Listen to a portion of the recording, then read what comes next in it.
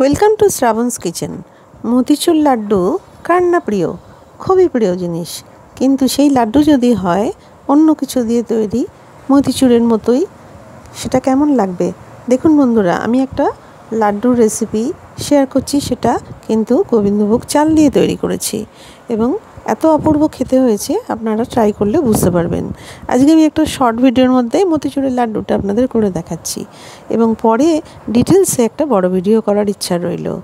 একটা গোবিন্দভোগ চাল ভালো কোয়ালিটির নিয়ে সেটাকে মাপে জল দিয়ে সেদ্ধ করে নিয়ে তারপর সেটা ঠান্ডা হলে একটু গাঢ় রসের মধ্যে সেটা ফুটিয়ে নেবেন। সঙ্গে চাল সেদ্ধ করার সময় একটুখানি ফুড কালার দিয়ে দেবেন, ঘি দিয়ে দেবেন।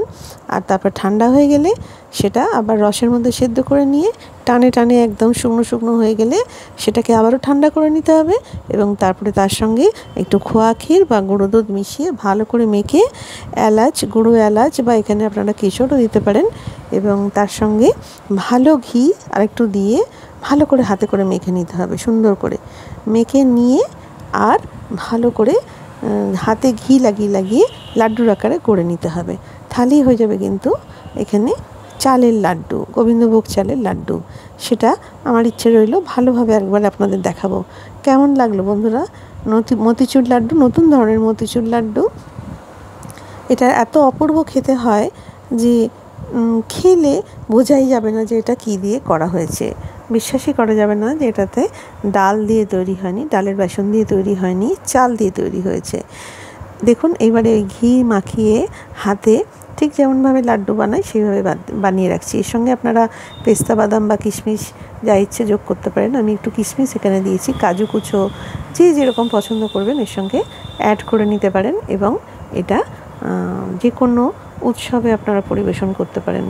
ঘরে যদি একটুখানি চাল থাকে গোবিন্দভোগ, তাহলে কিন্তু হয়ে যাবে এই মতিচুর লাড্ডু।